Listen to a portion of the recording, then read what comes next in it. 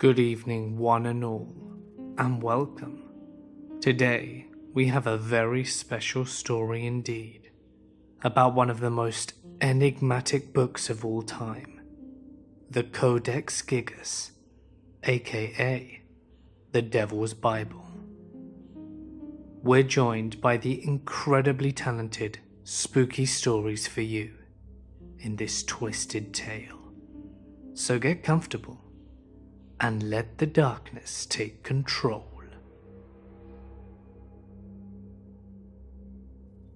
Allow me to take you on a journey with me to Stockholm, Sweden, where the 2017 International Antiquarian Book Fair is currently in progress.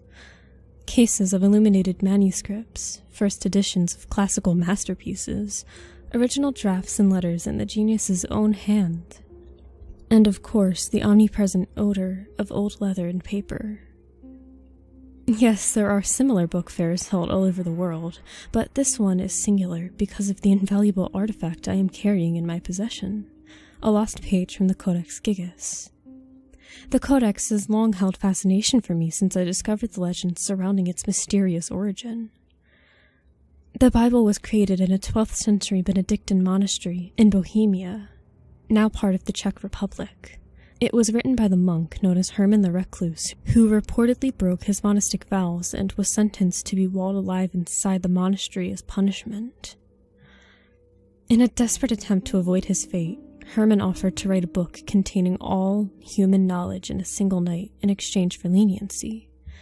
Herman attempted this impossible task, but his prayers for divine assistance were ignored. As his last resort, the monk offered a prayer to Lucifer, who agreed to finish the book in exchange for his soul. The monk added this picture of the devil in gratitude for his aid. Since its creation, the book has traveled thousands of miles, as it has been lost, traded, stolen, and handed down through the generations. The book was damaged when it was plundered in Sweden's 30-year war before reaching its final destination in the National Library of Sweden. Although some of the lost pages have been recovered, many more were destroyed or secretly coveted within private collections around the world. So you can imagine my excitement when I stumbled upon one of the pages being offered in a pawn shop adjacent to a used microwave in a dollhouse. The owner didn't have the faintest idea what it was, but he said he was happy to get rid of it because of the oppressive atmosphere which seemed to surround it. "Makes the whole place feel like a graveyard somehow," he told me. "Beautiful on the surface, but you can't enjoy it proper on account of what's underneath." The moment I touched the page, I understood what he meant. It was as though the lights in the shop dimmed, although I could still see with perfect clarity. It's difficult to describe, but imagine shutting off all the lights the same instant you develop the ability to see in the dark. I attributed this to a fanciful imagination, born from those old legends, however, and I didn't let it disturb my alacrity at such a valuable discovery.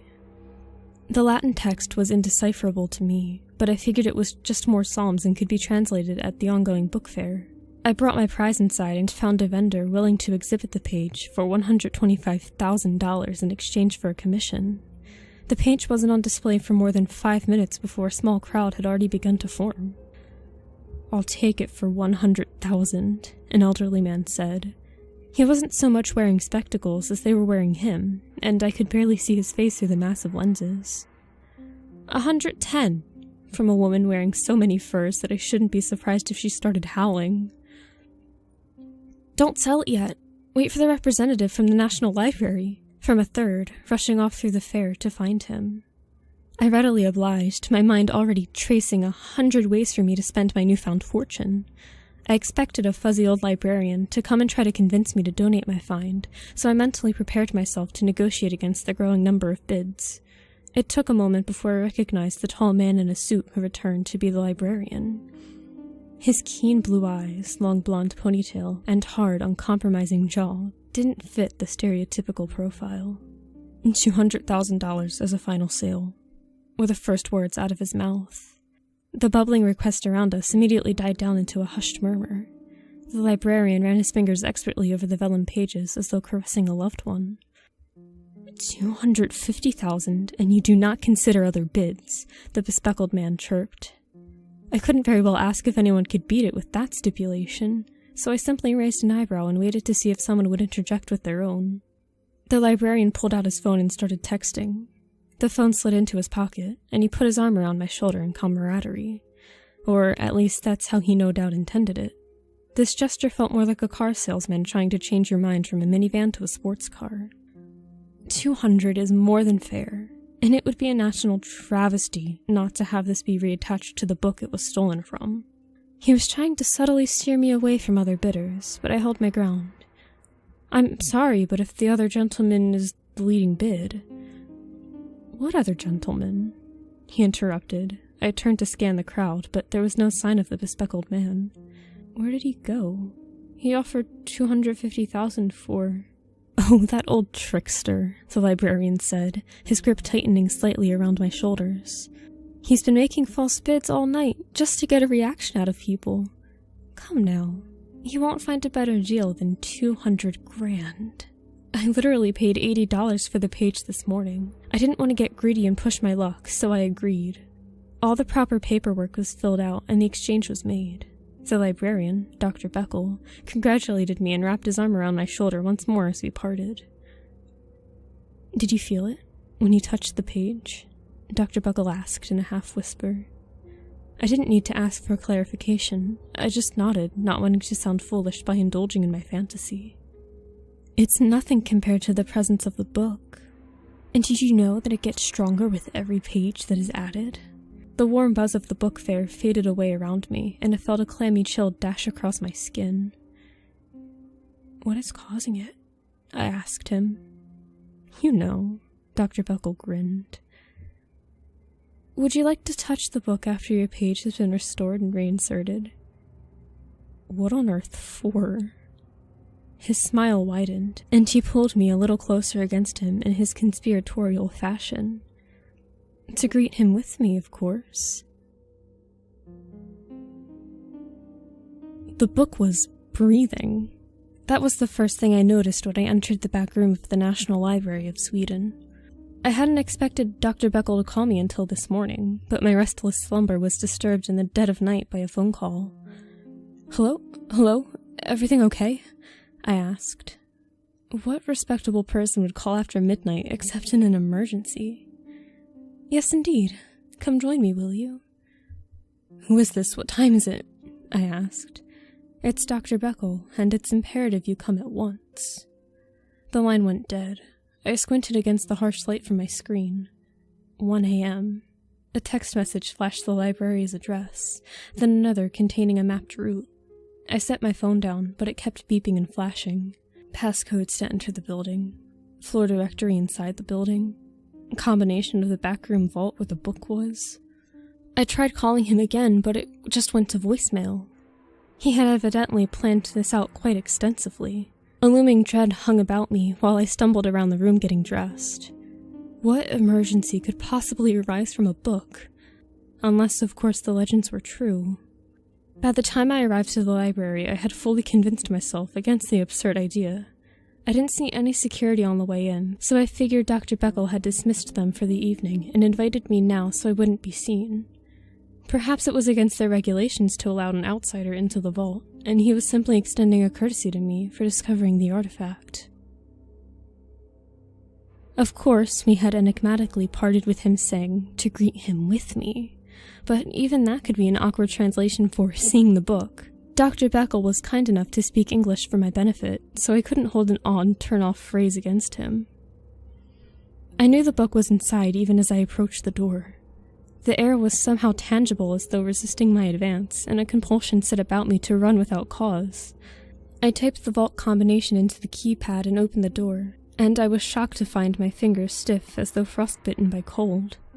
Dr. Beckel was standing over a steel table with a massive tome open before him.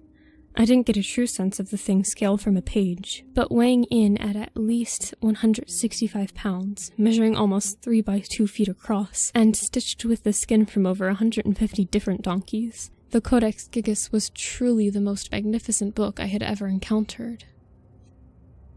Oh, and it was breathing. The pages fluttered softly up and down in the dead air, and I could feel my own breath and heart automatically resonate and match the even pulses. The sensation of a nameless terror was even stronger up close, almost as though I just remembered I was being chased while not being able to recall who or what was pursuing me. "It's beautiful, isn't it?" Dr. Beckel asked, not taking his eyes off the book. His words came in short, halting bursts as they, too, matched the pulsing rhythm. "It thanks you for the missing page. What is going on?" I tried to force myself to take a deep breath, but it caught my throat and expelled involuntarily in time with the rhythm. Dr. Beckel closed the codex, and the intensity of its presence immediately lessened. He turned toward me with a maniacal gleam in his eye, almost as terrifying as the book. "Do you know what is so fascinating about Herman the Recluse?" His words slurred over one another in their haste, and I didn't have the chance to respond. Not the desperate plight he found himself in. Not that he wrote this. Not even that his soul is still bound within its pages. What is truly remarkable about Herman is that when he called out in the blackest night of his need, he found a voice who answered. "But how do you know about his soul? What has he told you?" "He told me he wants out, that he's ready to make a deal again," Dr. Beckel said, tenderly running his hands down the book's spine. "Only he has nothing left to offer the devil, so he's made a deal with me instead." "I don't understand what any of this has to do with me," I replied. "If he was just trying to show off, then I'd seen enough." "But it has everything to do with you!" Dr. Beckel practically shrieked. "I need Herman to tell me he struck a deal with Lucifer, and Herman needs a body to bind his soul and escape the book. Naturally, I couldn't offer my own, but you, my dear, dear fellow, have a perfect vessel for his use." Beckel opened the book again now, and my heart arched as it strained to race in conflict with the encompassing rhythm. The words burned upon the page as though written in fire, and though I urged my body to retreat toward the door, I found my feet jolting inexorably forward with each gasping breath. I struggled helplessly as Dr. Beckel whipped a butterfly knife from his pocket. I tried to lurch out of his reach, but only fell sprawling on my back as my feet continued relentlessly plodding toward the book. I needn't have worried, though, because Dr. Beckel hadn't intended to use the knife on me. I watched from the ground as he drew a blade across his own palm, spilling his blood freely over my reclaimed page. The thick drops sizzled on the paper like water does in a hot pan, and a cloud of bloody must pervaded the air.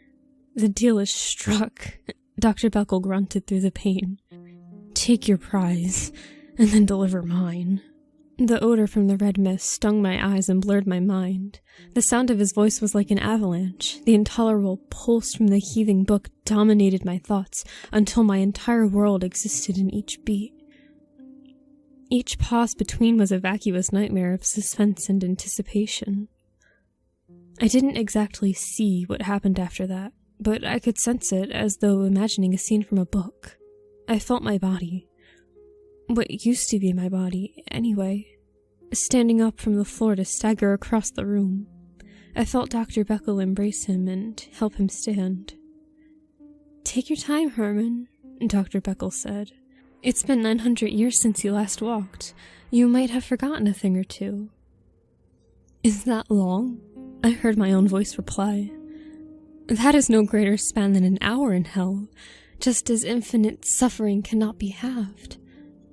Eternity, then, has come and gone, and my pact with Lucifer has at last resolved." Dr. Beckel opened the door. I tried to shout, to move, but I had no body to fight against my prison. "Eternity is nothing to me if it means I can wield the devil's hand. You will show me the right you called him by." "If I have learned anything from my ordeal," Herman said from my body, "is the power of one's word. I shall give unto you what is promised, but we must first gather some ingredients for the ritual." I had never felt such an abject anguish as watching my body leave me. I couldn't feel pain as I did when I was alive. No receptors or frayed nerves registered my dire situation, but I was overcome with a spiritual torment which crushed my every perception. In that moment, every good memory of my life was tainted, every smile twisted, every affection insincere, and every triumph or pride I ever possessed was altered to feature my shame and self-loathing. I felt as though I must have lived the most despicable life in the history of man, but even knowing it was over brought me no relief, because I knew I must spend eternity now recalling and obsessing over my misery. I felt I must be destined to wait until unknown eons brought the human race crumbling into death around me, and still I would be bound to sit alone and dwell upon my grief. I don't know how much time passed in such a miserable state, but I blessed the disruption of the opening door as though it were an angel coming to rescue me. The bespectacled man from the book fair, now carrying a large backpack, crept into the room to regard me. He walked effortlessly up to the steel table as though unaffected by the book's preternatural presence till it closed my door. Instantly I felt some degree of sanity and stability return, and I held on to my conscious spark for all he was worth. "Can you hear me?" I screamed in my mind. "Herman has stolen my body. I'm trapped here." Henry Higgins," he replied. Presumably his name, Henry withdrew an identical Codex Gigas from his backpack and laid it upon the table. He then picked me up and secured me in the pack. "What?" Yes, I can hear you. Now where did they go?" "To gather ingredients for a rite to summon Lucifer, but I don't know what." "Not to worry, I'll handle it from here. Come now, we're going to get your body back." "Why are you helping me?" "Because Dr. Beckel stole something from me." His narrowed eyes flashed dangerously behind his spectacles. "And that was a very foolish thing to do." Henry Higgins moved with the vitality of a much younger man. I could sense my surroundings around the backpack and felt him carry me to one obscure shop after another. I couldn't quite make out where these places were, but none of them had any signs or banners to distinguish their unusual wares. The hand of a nun, skeletal fragments from dead kings, and a cat which had been skinned and turned inside out, just to name a few. Henry conversed rapidly with each shop owner in an unfamiliar tongue before moving on to the next. After 3 or 4 such shops, he seemed to receive an answer which satisfied him, prompting us to take a cab out of town. "What are you going to do when you find him?" "That depends on how quick we are. If he has already finished the ritual, then it will be up to him to decide what will happen next." "Do you have any idea why he wants to make a pact with Lucifer?" "Not precisely, but I am familiar with his type. No doubt some short-sighted, selfish goal that will not bring him half the satisfaction he is anticipating." "But you weren't going to use the book for the same thing, were you? Do I look like a fool?" "Perhaps I do. But that is a fault of my years and not my sensibilities. No, I simply want to make him pay. No one steals from me." My ordinary senses might be clouded, but I could feel the ritual in progress like a black lighthouse drawing me through the woods. Henry trusted my directions as I navigated through the dense pine trees which huddled so close together as to block out the sky. As I drew near, I could feel the rhythm of my own pulse harmonize with the presence. My conscious thoughts were devoured by the beat, and I must have lost consciousness for a moment, because suddenly I was in a clearing of trees inside a large circle of salt upon the ground. "Who are you? What are you doing here?" Dr. Beckel asked. He was standing with Herman, who knelt with a bloody butcher's knife. Rolls of yellowed parchment lay as bedding for a headless goat, which stained the paper deep scarlet. "I hope I didn't interrupt anything," Henry Higgins said. "That man from the book fair." Dr. Beckel choked in disbelief. "And what have you caught there?" "It does not matter," Herman said. "The ritual is complete. Lucifer arrives." I strained to feel if anything had changed. The presence which drew me here had lifted. The pulsing was all but gone. Dr. Beckel glanced anxiously around him, while Herman remained kneeling with his head bowed in silent reverence. "You tricked me," Dr. Beckel snarled. "Where is he? Why don't I see him?" "He's already here," Herman replied. Henry Higgins shrugged and put down the backpack. "Satan sum et nihil humanum me alienum puto." "Game is up, boys. But you didn't need all that mumbo-jumbo to bring me here. If you want my attention, all you have to do is steal from me." He didn't feel any different, but there was something about the tone of Henry's voice which left no doubt in my mind. The words carried a certain weight, as though gravity itself would stop to listen to what he said. I had spent the afternoon with the devil without even realizing it. Herman and I had a deal, Henry continued, and I know the same presence must be weighing on the others, for they let him speak without interruption. His soul was mine from the moment I bound it with the Codex Gigas, and by setting him free you have stolen from me. I do not like being stolen from. The last words bellowed from all directions like the forest itself was screaming. Dr. Beckel fell to his knees from the impact of that voice, but he immediately reclaimed his footing. "Take him back. I don't care," Beckel said. "You and I have a deal, though, don't we? I called you and you answered. You shall serve me if you want my soul, too." "First things first," Henry said. He snapped his fingers and I coughed blood. Both events happened simultaneously. One instant I was inside the book, the next I was kneeling in the circle beside Dr. Beckel, back in my own body. "Enough!" Dr. Beckel screamed. "Now for my wish, Lucifer. I want you to let all the sinners out of hell and bring them here to earth. I want your army of the damned to obey my orders and serve me until my dying breath, until the day you return to claim my soul. I don't want to see you again." Henry laughed, long peals of sardonic laughter which reverberated down into my bones. A cold wind whistled through the trees, making the whole forest seem to be laughing alongside him. Dr. Beckel gripped the knife tighter in his hand, looking as though he were about to lunge at Henry. "The rite is complete. We have a deal, Lucifer." "Don't worry, the damned will be here soon enough," Henry said. "They will rise with the coming of the beast. But Herman never made a deal with Lucifer.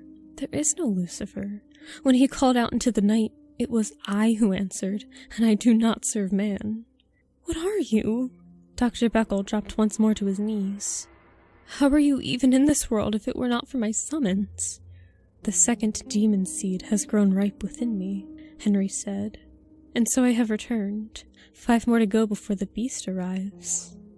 Dr. Beckel growled in exasperation and leaped at Henry. The bespectacled man waved his hand and a searing flame engulfed the librarian.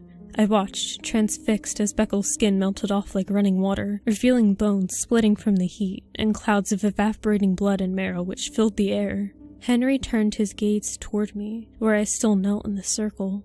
He grinned, sheepishly, like a schoolboy who was caught misbehaving. "Thank you for your help. I have already replaced the codex with a fake, so you may keep the real one for your trouble."